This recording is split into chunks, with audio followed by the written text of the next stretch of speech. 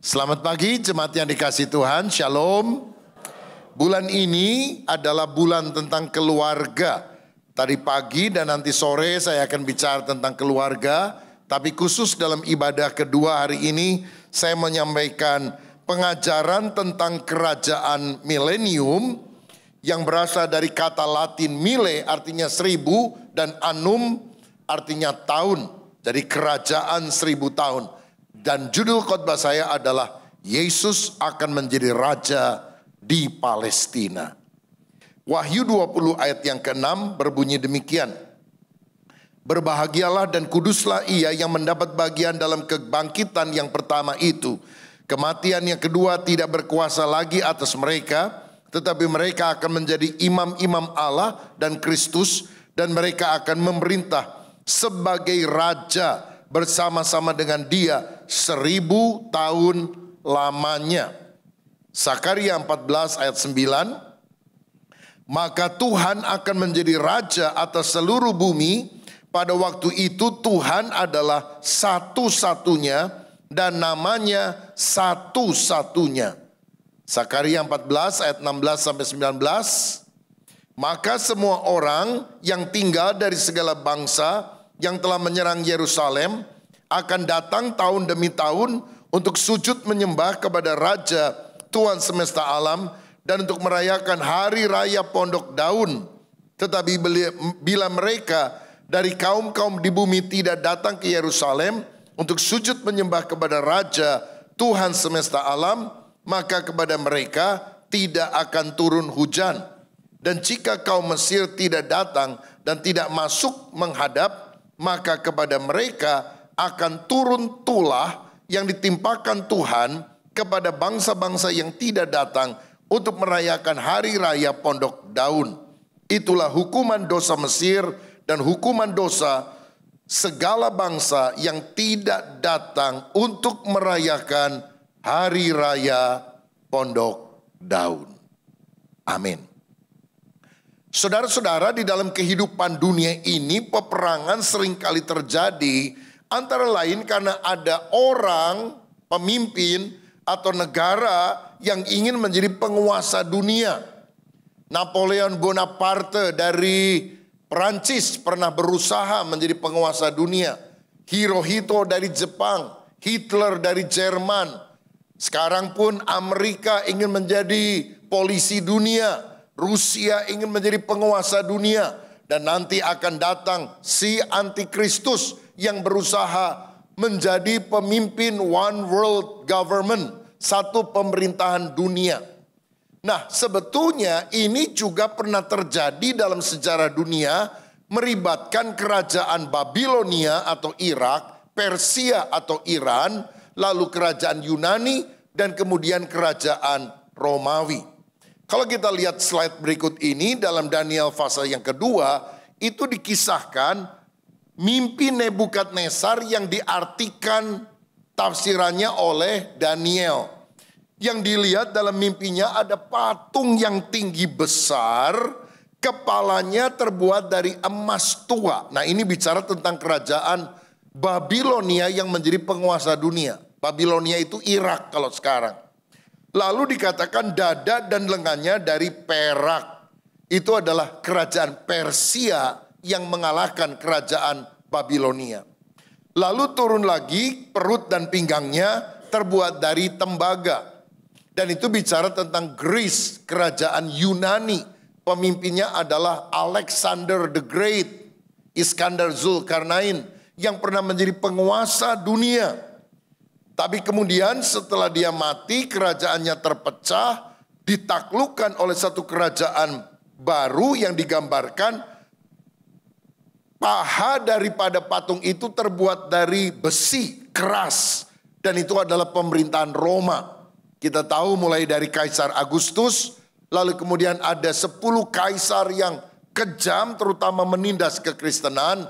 Antara lain Kaisar Nero, Kaisar Diokletian. Roma menjadi penguasa dunia. Tapi kemudian dalam mimpi tersebut dilihat juga bagian kakinya sebagian dari besi, sebagian lagi dari tanah liat.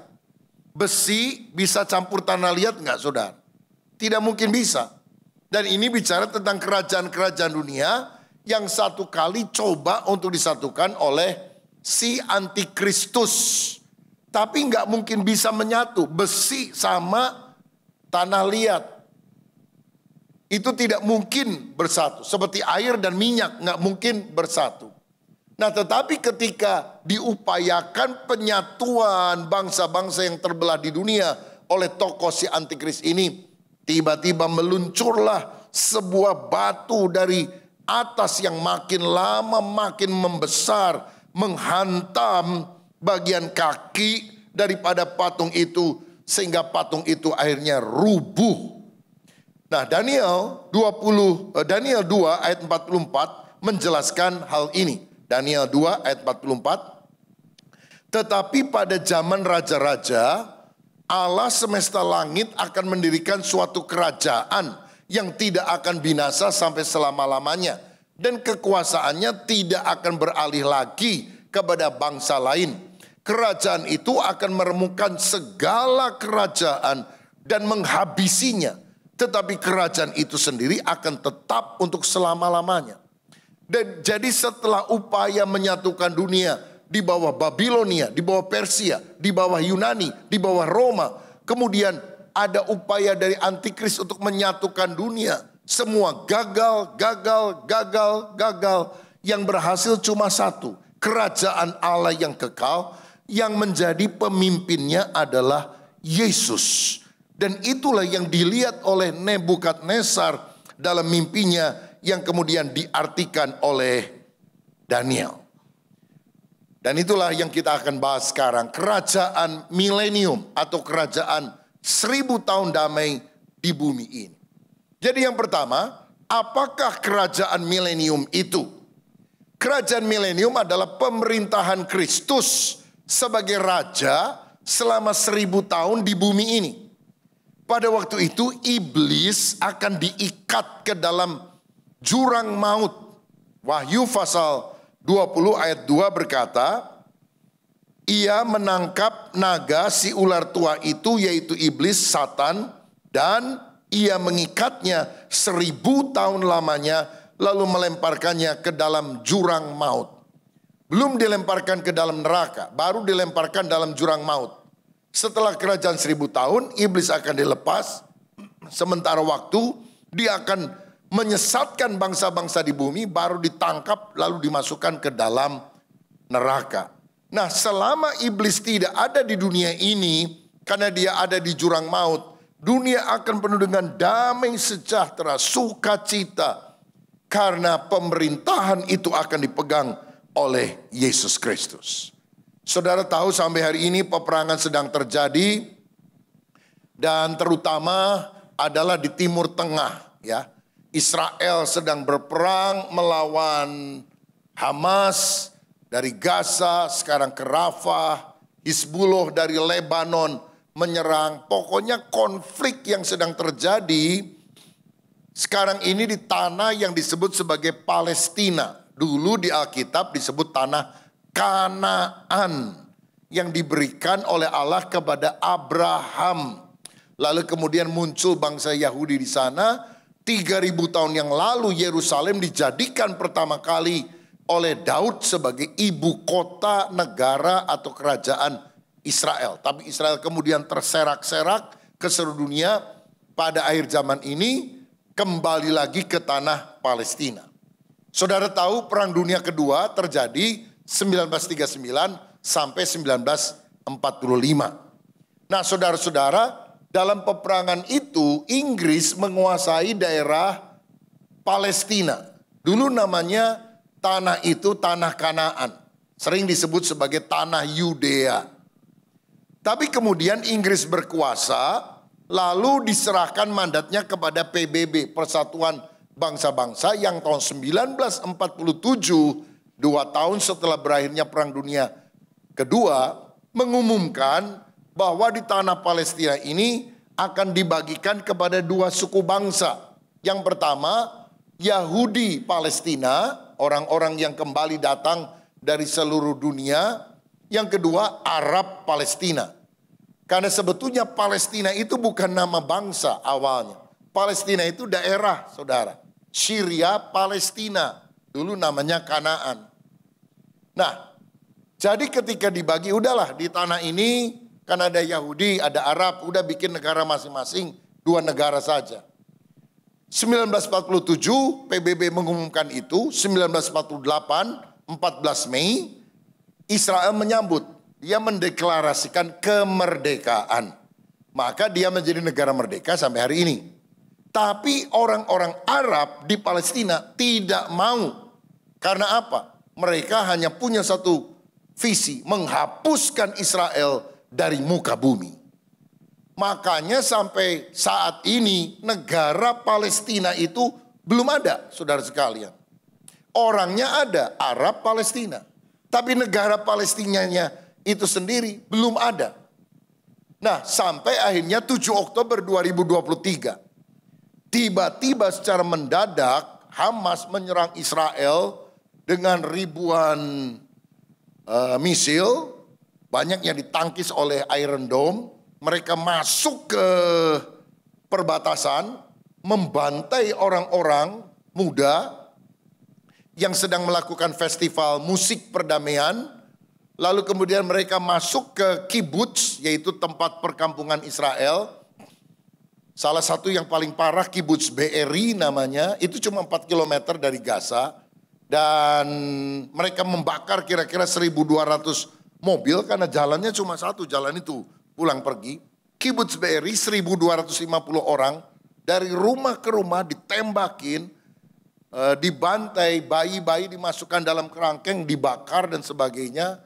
Perlakuan yang sangat tidak manusiawi yang akhirnya menyebabkan pembalasan yang lebih dahsyat dari Israel kepada Gaza.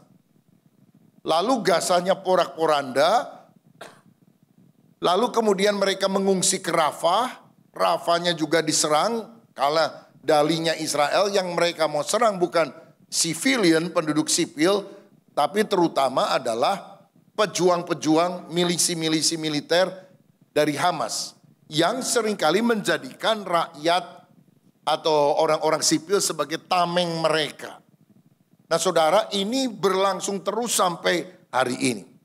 Nah, karena penyerangan pembalasan daripada Israel, saudara perlu tahu, Israel itu orang Kristennya kecil sekali. Israel itu bukan Kristen.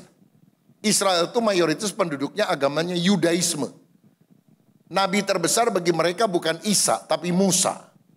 Lebih banyak orang Islam di Israel daripada orang Kristen di Israel. Ini perlu dicatat. Karena di Indonesia dipikirnya Israel itu Kristen. Enggak, lebih banyak orang Islam di Israel daripada orang Kristen yang ada di Israel.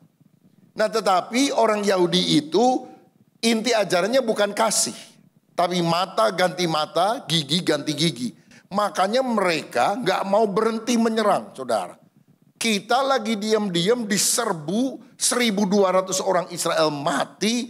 Banyak ia diperkosa, banyak diperlakukan sangat tidak manusiawi. Lalu bangsa-bangsa pada diam. Kenapa sekarang ketika Israel melakukan pembalasan, bangsa-bangsa semua menyerang, menyalahkan Israel. Jadi semangat antisemitisme, anti-Yahudi sedang merebak ke seluruh dunia.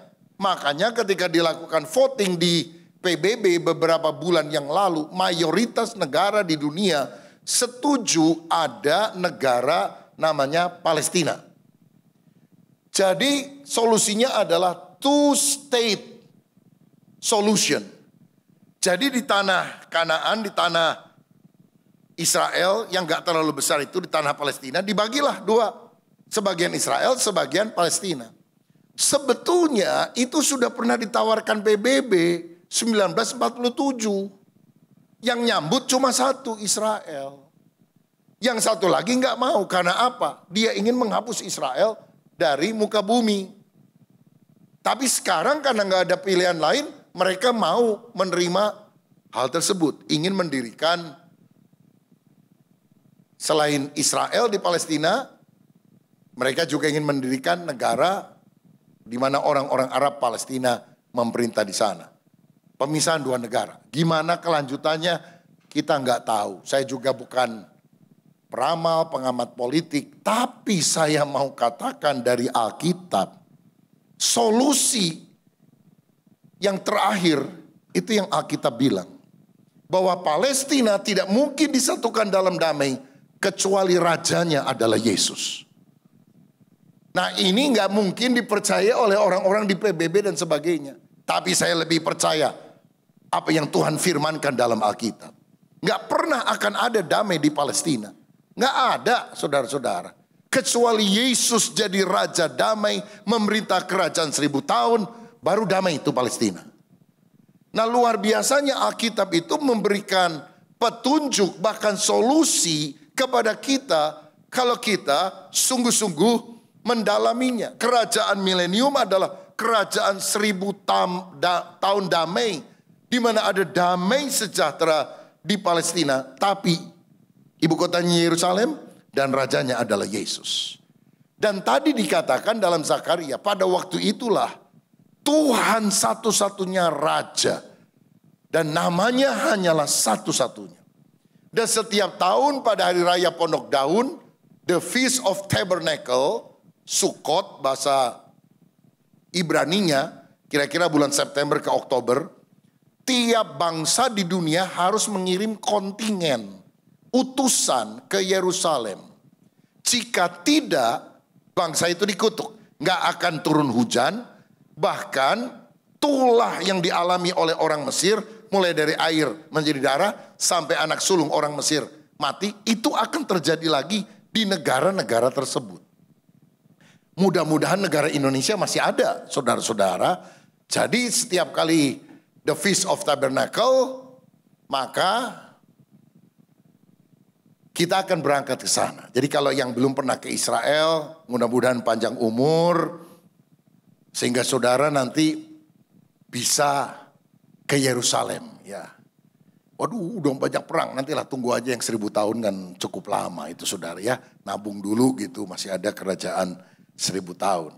Yang kedua, kapan kerajaan milenium itu terjadi? Jawabannya setelah Tuhan Yesus datang kembali. Tahunnya kita nggak tahu, karena hanya Tuhan yang tahu. Dan kedatangan Yesus kembali akan terbagi dalam 2 tahap. Tahap pertama, Yesus datang di awan-awan, tidak menjejakkan kaki ke bumi, untuk membawa atau mengangkat umat yang percaya kepadanya. Yesus bilang dalam Yohanes 14 ayat yang ketiga, di rumah Bapakku ada banyak tempat, dan apabila aku telah pergi ke situ menyediakan tempat bagimu, aku akan datang kembali dan membawa kamu ke tempatku, supaya di tempat di mana aku berada, kamu pun berada. Kita kan di bumi, Yesus ada di sorga. Jadi Yesus akan turun dari sorga, belum menjejakkan kaki ke bumi, baru di awan-awan, di angkasa nampaknya.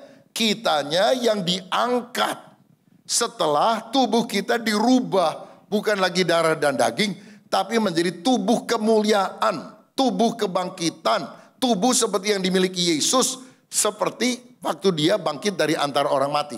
Karena dengan tubuh ini kita nggak mungkin diangkat, saudara. Harus dengan tubuh yang baru, tubuh kemuliaan. Baru setelah kurun waktu tertentu, tahap kedua, Yesus datang menjejakkan kaki di bumi. Karena di dalam Yudas 1 ayat 14 ditunjukkan bahwa dia bukan datang untuk menjemput umat yang di bumi, tapi dia datang dengan orang-orang kudusnya. Ayat 14 juga tentang mereka, Henokh keturunan ke-7 dari Adam telah bernubuat, katanya sesungguhnya Tuhan datang dengan beribu-ribu orang kudusnya. Kalau kita tidak membedakan 2 tahap pengangkatan Tuhan, kita akan bingung menganggap bahwa Alkitab itu kontradiksi. Katanya Tuhan datang dari sorga untuk menjemput umatnya di bumi. Kok ayat ini bilang Tuhan akan datang dengan beribu-ribu orang kudusnya? Berarti kan dari sorga. Berarti tahap pertama, orang percaya diangkat dulu ke sorga, lalu setelah kurun waktu tertentu bersama-sama akan turun kembali ke bumi, menjejakkan kaki di Bukit Zaitun di Yerusalem untuk mendirikan kerajaan 1000 tahun di bumi ini. Yang ketiga, apa yang akan terjadi sebelum milenium, sebelum kerajaan 1000 tahun? Ada beberapa peristiwa penting. Yang pertama, adanya pengangkatan orang percaya. Dalam bahasa Inggrisnya rapture. Coba dibaca 1 Tesalonika 4 ayat 16 dan 17. Bersama-sama 2-3. Sebab pada waktu tanda diberi, yaitu pada waktu penghulu malaikat berseru dan sangkakala Allah berbunyi, maka Tuhan sendiri akan turun dari sorga dan mereka yang mati dalam Kristus akan lebih dahulu bangkit. Sesudah itu kita yang hidup, yang masih tinggal akan diangkat bersama-sama dengan mereka dalam awan menyongsong Tuhan di angkasa. Demikianlah kita akan selama-lamanya bersama dengan Tuhan. Jadi penghulu malaikat akan berseru, sangkakala Allah akan berbunyi. Gak tahu berserunya gimana. Mungkin Yesus datang. Lalu itu sangkakala Hollywood. Kalau sangkakala Indonesia, si Unyil yang datang, saudara, bukan Tuhan Yesus. Tapi kalau sangkakala Yahudi itu kan shofar.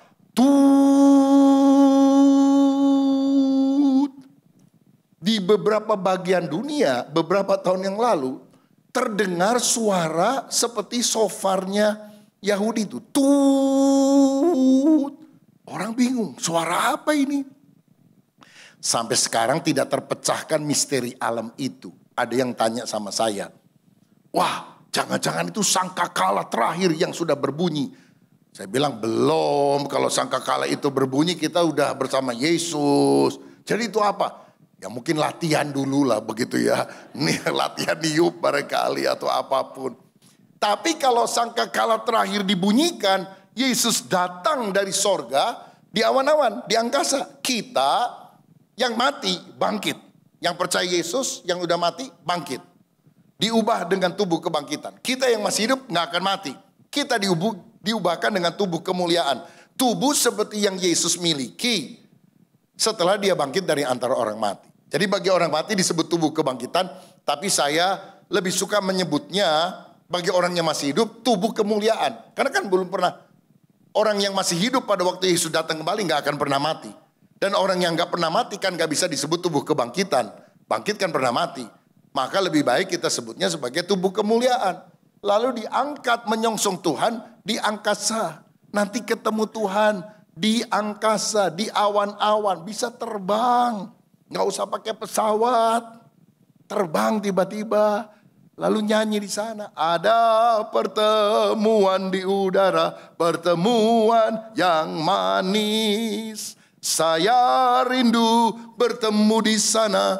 Jauh di udara. Belum bisa lagunya, diturunin saudara-saudara. Makanya latihan dulu sekarang lagunya.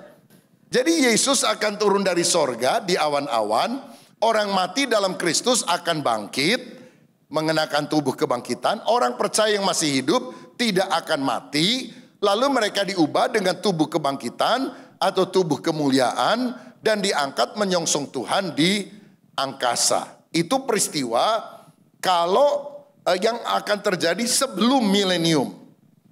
Lalu orang percaya yang diangkat itu kemana? Dia akan menghadap tahta pengadilan Kristus. Dalam bahasa Yunaninya bema, 2 Korintus 5 ayat 10. Nah saudara-saudara, ini bukan pengadilan untuk menentukan keselamatan. Tapi menentukan pahala yang akan diterima sesuai dengan perbuatan iman setelah mereka diselamatkan. Semua pekerjaan akan diuji. 1 Korintus 3 ayat 12-15. Entahkah orang membangun di atas dasar ini dengan emas, perak, batu permata, kayu, rumput kering atau jerami. Sekali kelak pekerjaan masing-masing orang akan nampak. Karena hari Tuhan akan menyatakannya. Sebab ia akan nampak dengan api dan bagaimana pekerjaan masing-masing orang akan diuji oleh api itu. Jika pekerjaan yang dibangun seorang tahan uji, ia akan mendapat upah atau reward, pahala. Jika pekerjaannya terbakar, ia akan menderita kerugian, tetapi ia sendiri akan diselamatkan, tetapi seperti dari dalam api. Nah, jadi saudara, orang yang diangkat itu akan menghadap tahta pengadilan Kristus. Bukan untuk menentukan keselamatan, Karena semua orang yang diangkat sudah lahir baru. Sudah pasti selamat. Jadi nggak akan dihukum di dalam neraka. Tetapi untuk apa mereka diadili? Untuk menentukan mereka dapat pahala atau tidak. Dapat upah, dapat reward atau tidak. Karena semua pekerjaan akan diuji. Jika motivasinya tulus dan dapat dipercayai, maka mereka akan mendapatkan mahkota dan memerintah bersama dengan Yesus.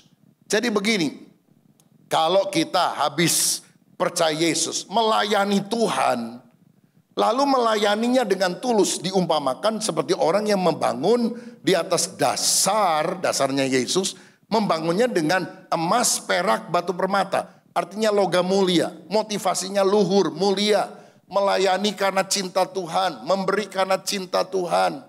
Tapi orang yang motivasi pelayanannya rendah, seperti kayu, rumput kering, jerami, ya, itu akan dibakar, bukan orangnya, terbakar pekerjaannya. Maksudnya begini, kalau kita udah bertobat melayani, tapi supaya terkenal, supaya cari nama, cari uang, nggak mau kalah sama orang lain, maka orangnya tetap akan selamat. Tapi seperti dari dalam hati, artinya selamatnya tetap selamat, tetapi dia tidak akan mendapatkan pahala dari Tuhan. Maka dia akan malu. Itu sebabnya mari kita melayani dengan tulus, dengan cinta Tuhan. Ada yang bilang gini, enak ya itu penjahat di sebelah salib Yesus. Cuma beberapa jam sebelum mati, bertobatkan dia. Lalu Yesus bilang apa? Hari ini engkau bersama dengan aku di Firdaus. Masuk surga enggak? Masuk. Oh enak ya. Mendingan kita berbuat dosa aja. Nanti beberapa jam sebelum mati, bertobat. Oh masuk surga. Tapi masalahnya saudara kan nggak tahu. Jam berapa mau matinya, hari apa matinya. Oh iya nanti kan mungkin sakit dulu, belum tentu. Ada orang tiba-tiba gempa bumi, bruk, mati langsung. Nah, jadi ada yang bilang, enakan begitulah. Daripada orang mencintai Tuhan, melayani Tuhan. Tapi beda saudara. Paulus setelah bertobat mencintai Tuhan, melayani Tuhan. Membuka jemaat-jemaat, menulis Alkitab perjanjian baru. Dia dapat pahala. Yang penjahat di sebelah salib selamat tapi nggak dapat pahala. Yang satu nyanyi, hey lihat saya pakai mahkota dari surga. Karena rajin bekerja untuk Tuhan, dapat pahala, dapat mahkota. Satunya bilang, hey lihat saya, si botak masuk surga.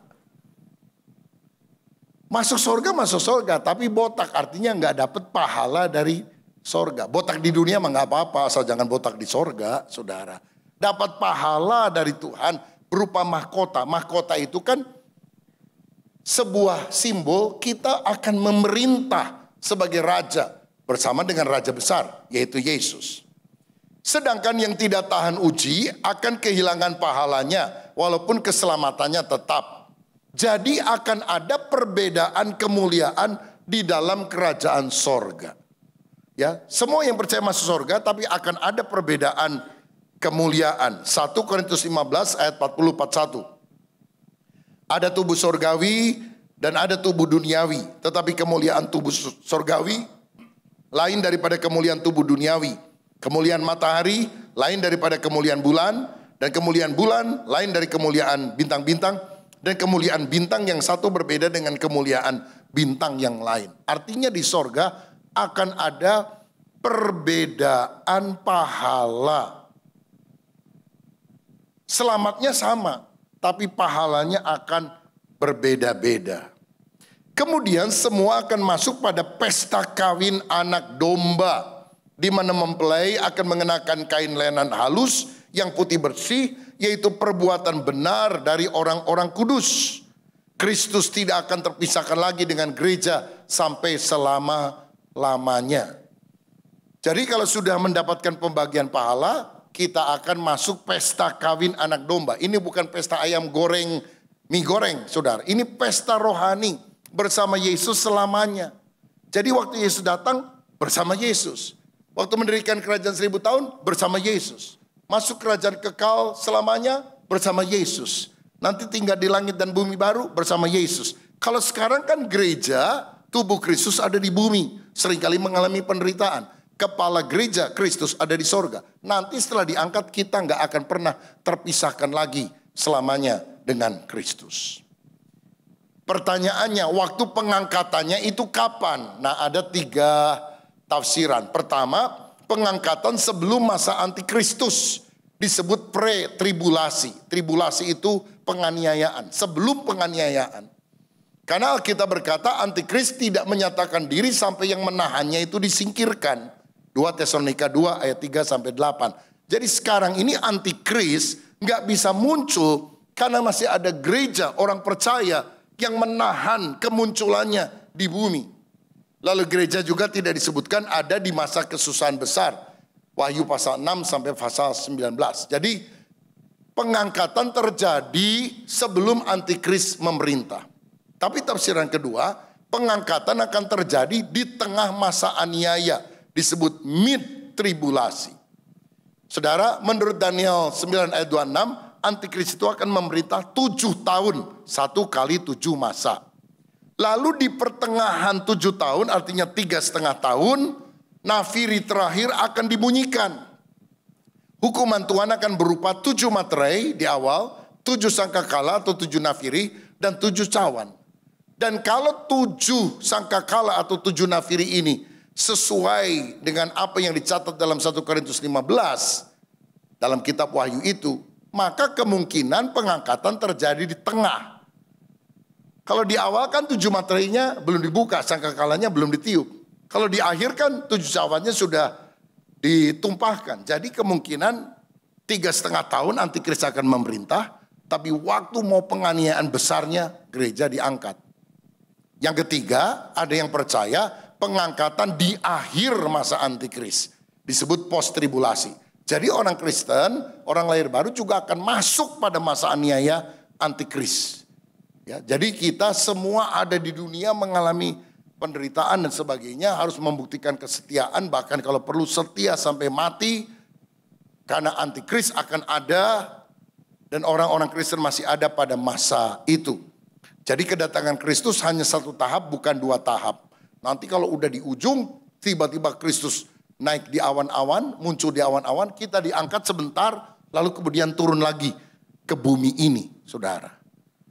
Nah, jadi kira-kira saudara mau diangkatnya kalau boleh milih nih, di awal, di tengah, atau di akhir? Awal, di tengah, atau akhir?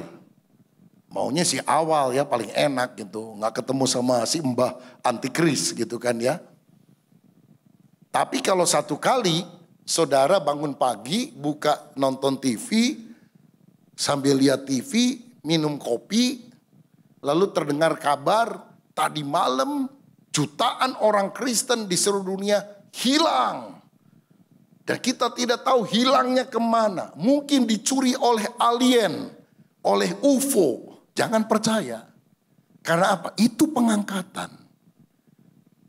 Tapi kalau saudara pagi itu masih bisa minum kopi sambil nonton TV, berarti engkau ditinggalkan, saudara-saudara. Engkau tidak ikut diangkat. Engkau masuk dalam masa aniaya antikristus. Nah, jadi ada 3 penafsiran. Ada yang diangkat di awal, di tengah, atau di akhir. Klik. Nah, kita sebetulnya tidak perlu menekankan teori manapun. Kita tidak perlu menekankan teori pengangkatan manapun, yang penting selalu siap sedia menyambut kedatangannya. Itu yang paling penting dalam kehidupan kita. Mau di awal, di tengah, di akhir, pokoknya siap sedia. Maranatha, ya Tuhan, datanglah dengan segera. Jadi pertama, sebelum milenium itu, Kristus akan mengangkat orang percaya. Kedua, antikris akan menguasai dunia.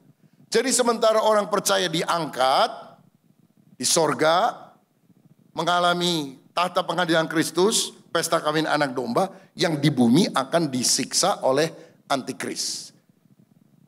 Saudara-saudara, antikris adalah penguasa dunia yang kejam. 2 Tesalonika 2 ayat 7 dan 8.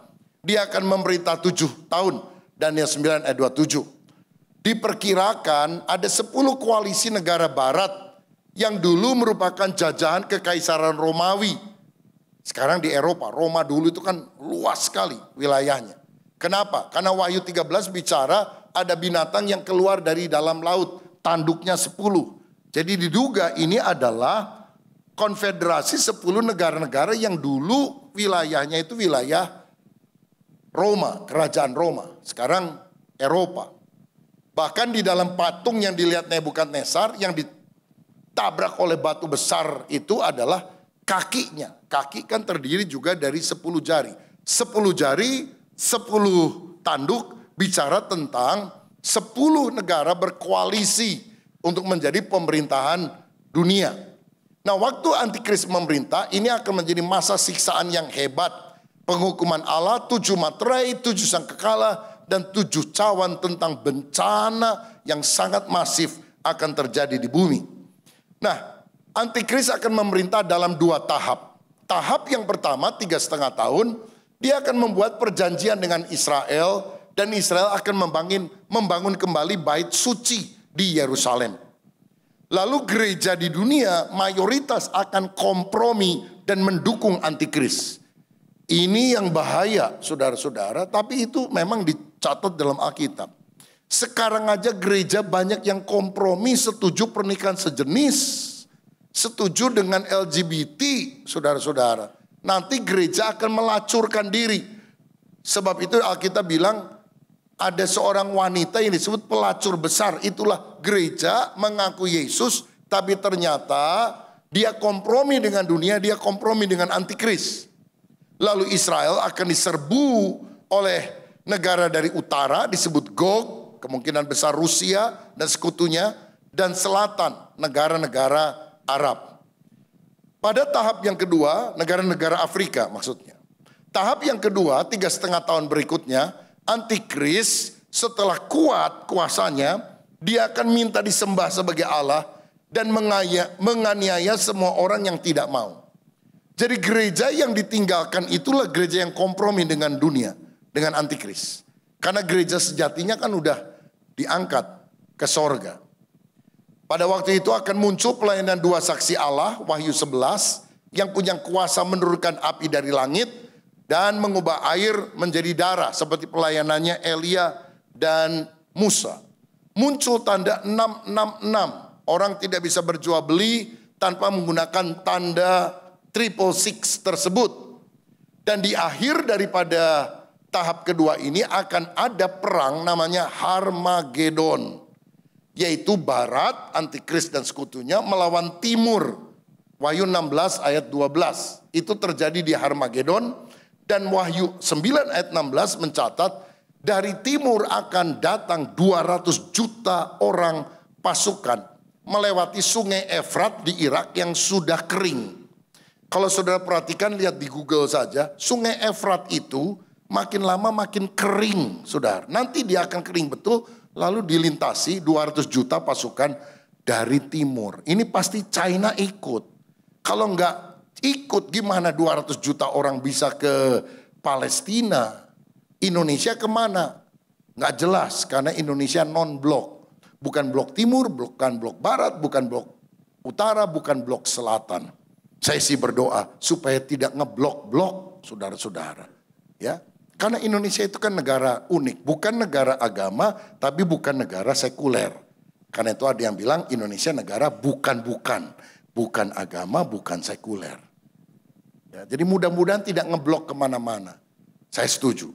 Lebih baik memberi makan siang gratis kepada seluruh masyarakat Indonesia. Itu jauh lebih bagus daripada ikut perang dunia. Setuju kan saudara? Kalau kasih makan kan kita makan kenyang gitu ya. Di tengah kelaparan masih bisa makan kan. Haleluya begitu. Lalu yang ketiga, Kristus akan datang ke bumi. Jadi orang percaya diangkat. Di bumi antikris akan memerintah. Lalu setelah 7 tahun di akhir perang Harmagedon, Kristus akan datang ke bumi. Dia akan mendarat di Bukit Zaitun pada saat perang Harmagedon. Lalu antikris dan nabi palsunya akan dilemparkan ke lautan api. Wahyu 19 ayat 20. Jadi penghuni neraka pertama adalah antikris dan nabi palsu. Setan kapan masuk nerakanya? Setelah kerajaan 1000 tahun, masih agak lama. Pegawainya dulu suruh masuk neraka. Pegawai beres-beres. Nanti bosnya baru datang 1000 tahun berikutnya. Makanya penghuni neraka pertama adalah antikris dan nabi palsu. Makanya saya nggak percaya orang yang bilang saya dapat penglihatan. Saya lihat Michael Jackson ada di neraka, ada ini di neraka. Loh, nanti penghuni neraka pertama itu adalah antikris dan nabi palsu. Sekarang kalau orang mati nggak percaya kepada Kristus, tinggalnya di mana? Bukan di neraka, tapi di Hades, di alam maut. Sedangkan orang yang percaya, dia tinggalnya di Firdaus, saudara-saudara. Tapi setelah mendapatkan tubuh kemuliaan atau tubuh kebangkitan, maka kita bersama-sama bersama dengan Kristus nanti di langit baru dan bumi baru, kerajaan sorga yang kekal. Nah, iblis akan dilemparkan ke jurang maut 1000 tahun lamanya. Lalu Kristus akan mendirikan kerajaan milenium di bumi dengan ibu kotanya Yerusalem. Di mana itu? Di tanah Palestina pada masa kini. Jadi saya mau katakan, walaupun PBB semuanya bilang solusi damai yang terbaik, two-state solution, yaitu pemisahan Yahudi Palestina dan Arab Palestina, mungkin saja itu bisa terjadi. Tapi saya yakin damainya hanya bisa terjadi waktu Yesus jadi satu-satunya raja di Palestina. Kita tahu nih, karena ada Alkitab yang mencatatnya. Jadi nggak apa-apa PBB mau runding dan sebagainya, ujungnya kita udah tahu. Nggak akan ada damai, kecuali raja damainya adalah Yesus. Dahsyat kan saudara? Yang nggak diketahui oleh PBB, diketahui oleh jemaat GBI Tasikmalaya. Haleluya, puji Tuhan. Kalau saudara nggak terlalu ngerti, nanti rekamannya dilihat lagi, dipelajari lagi. Supaya saudara lebih ngerti, oh ternyata menurut Alkitab mah bukan 2 negara, 1 negara. Yesus mesti datang dulu. Terakhir, peta, klik. Nah jadi gini, kalau saudara lihat ya. Ini adalah church age, zaman gereja. Kita hidup setelah hari Pentakosta, Roh Kudus dicurahkan. Sekarang kita hidup pada zaman gereja 2024. Lalu nggak tahu tahun berapa ada rapture, pengangkatan orang percaya. Yang diangkat untuk apa? Judgment seat of Christ. Yaitu kursi pengadilan Kristus dibagi mahkota. Lalu ada pesta kawin anak domba, artinya bersama Yesus. Sedangkan 7 tahun di bumi, itu di perintah antikris ada tribulation, penganiayaan yang hebat. Nah ini kalau pre-tribulation. Ya tadi hampir semuanya pengennya di awal gitu, nggak ketemu sama mbah antikris kan. Maka gambarnya seperti itu. Jadi selama 7 tahun kita di sorga, yang di bumi diperintah oleh antikris. Lalu second coming, Yesus datang kembali ke bumi ini. Dan kemudian nabi palsu dan si antikris akan dimasukkan ke lake of fire, lautan api, Gehenna, neraka. Lalu 1000 tahun kerajaan Allah akan ada di bumi, damai sejahtera. Setannya di mana? Di jurang maut, diikat. Baru nanti setelah 1000 tahun setan dilepaskan sebentar. Lalu menyeret orang-orang yang belum lahir baru, yang keluar dari kerajaan 1000 tahun, tersesat, itu disebut perang Gog dan Magog jilid yang kedua. Lalu kemudian akan ada pengadilan tahta putih yang besar, di mana orang-orang berdosa akan diadili. Orang yang sudah selamat nggak akan diadili, kan sudah di judgment seat of Christ. Setelah 1000 tahun, akan ada kebangkitan orang-orang jahat dihakimi dalam pengadilan tata putih yang besar. Lalu langit dan bumi yang sekarang ini akan lenyap oleh hujan api dan belerang. Dan Tuhan akan menciptakan new heaven and new earth. Langit yang baru dan bumi yang baru. Dan itulah kerajaan Allah sampai selama-lamanya. Kerajaan 1000 tahun akan merger, bergabung dengan kerajaan Allah sampai selama-lamanya. Ini bagian ini saya belum jelaskan, nanti kapan-kapan akan dijelaskan tentang apa yang akan terjadi pada masa kerajaan 1000 tahun. Masih ada dosa tidak? Masih ada kawin mengawinkan tidak? Manusianya yang dari sorga akan turun kembali ke bumi atau tidak? Bagaimana kondisi yang ada di sana? Nanti ngomong bahasa apa? Karena Alkitab bilang cuma ada satu bahasa dalam kerajaan 1000 tahun. Jelas bukan bahasa Sunda atau bahasa Jawa, saudara-saudara. Lalu pengadilan tahta putih itu apa? Langit dan bumi baru itu apa? Itu belum dijelaskan dalam khotbah ini karena masih panjang, nanti lain waktu saya menjelaskan kepada saudara. Tapi yang jelas pemerintahan damai di Palestina hanya mungkin terjadi setelah Yesus datang ke bumi sebagai Raja. Dialah Raja damai sampai selama-lamanya. Makanya yang paling dekat dengan kita adalah pengangkatan orang percaya. Berjaga-jagalah supaya pada waktu Yesus datang, kita tidak ditinggalkan, tapi kita diangkat menyongsong Tuhan di angkasa. Bertobatlah karena kerajaan Allah sudah dekat. Tuhan Yesus memberkati. Amin. Mari kita bangkit berdiri, kita nyanyikan satu pujian bersama.